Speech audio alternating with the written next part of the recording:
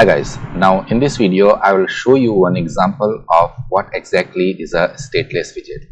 So let me end the slideshow and I will go to the application. Now as you can see, I have just created one simple Flutter application, okay, and it is just a simple demo where you will just see, okay. So whatever exactly we are going to do, we are having this page, okay. So this is a wide main page, first main page. So what I will do, I'll just delete all the things, and like this, most of the things I'll delete it from here, and let me close it, space here, and after deleting it, okay, like this. Now we have this widget section. I will also just close this here.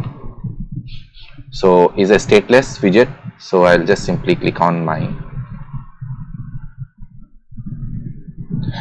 remove the caps lock, stateless, okay. You can select like this, stateless, and you can type it as my app, okay. Now basic things are done. Now with this section we will do the changes. So I'll just remove this placeholder section and type here as a return as material app, okay, and with the material app I'll just press the enter. Now here we will have a home. In the home we will have a scaffold, and with the scaffold actually starts all the widgets and everything will be in the scaffold. So here I have to put the semicolon. Now in the scaffold we will be having app bar, okay. App bar is on the top where you will see the title of the application. So I'll just put it as a title, and I will just put it as a text widget. In this section, in this class, you will get to know a lot of things. So like this is, you know what is the text. So I will just give an example of stateless. Now after that, once we are down here with the app bar, we will have a body. In the body, whatever the remaining things you will do, so I will put it as a center. If you want to put anything in the center in the Flutter application, you have to wrap it into the center widget. So child, in the child, what I will do, I will just put it as a new page, okay, and I'll just put it here like this. I'll show you also that how from one screen you can send the data to another screen. Now this section is done. Now it's giving me error right now because as I am not having another class page where it has to go. So what I will do, go to the library. How you can see, you can create also a new page like this, library new, and I will go as a dart file.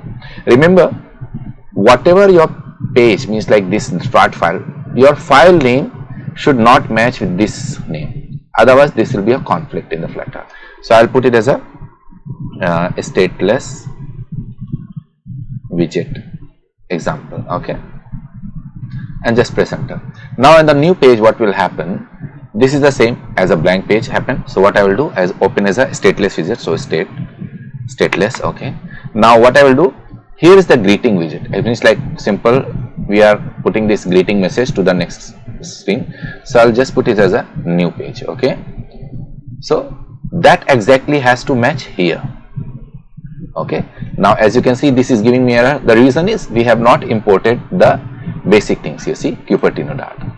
So these are the basic import. If it gives you error, so you have to just click on it and it will give you the match, okay. Now I'll just remove this section from here, and we will see here final keyword is actually when we use it when we don't want any more declaration. So I'll just put it as a name here, okay. Now I want to show what exactly is coming from the first screen. So same here, I'll just remove it, and what I will do, I will to return the text here. Now I just don't want to make it a whole application, and I will just show you the return text which is coming from the first screen, because it's a stateless widget. So in that way you will not be able to do the dynamic changes in the application while the application is running. Whatever you can do, you have to do it earlier only. So dollar is actually here in Flutter we use it for declaring the name. For example, how you can do that, if in the string you have to put in the text widget, okay, a string and a variable name, okay. So what you can do, you have to use the text and like this, and when you are declaring the variable, you go for the variable.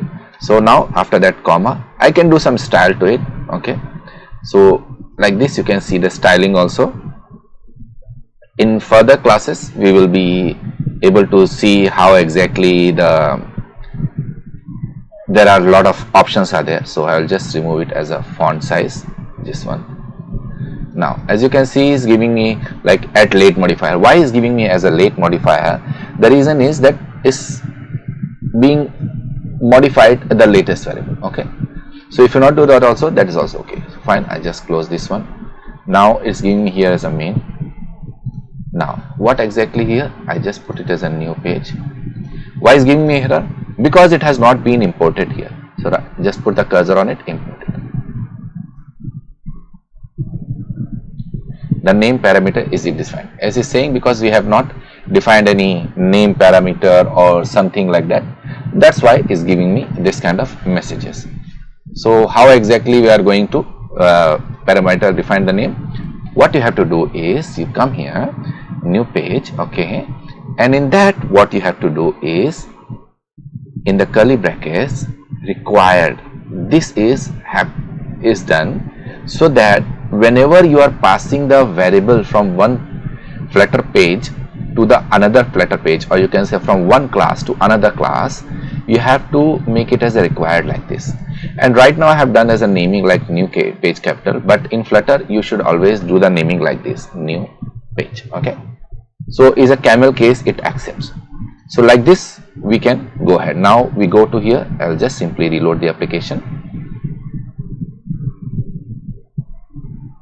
and as you can see here, what name I has put it here, as I have put my name, and you can see it's a stateless widget. Now anything comes as a dynamically or something, nothing gonna happen. It's just be simple stateless. Now in the next class we will have a stateful widget. We will see the example how does actually the stateful widget works. So see you guys in another video.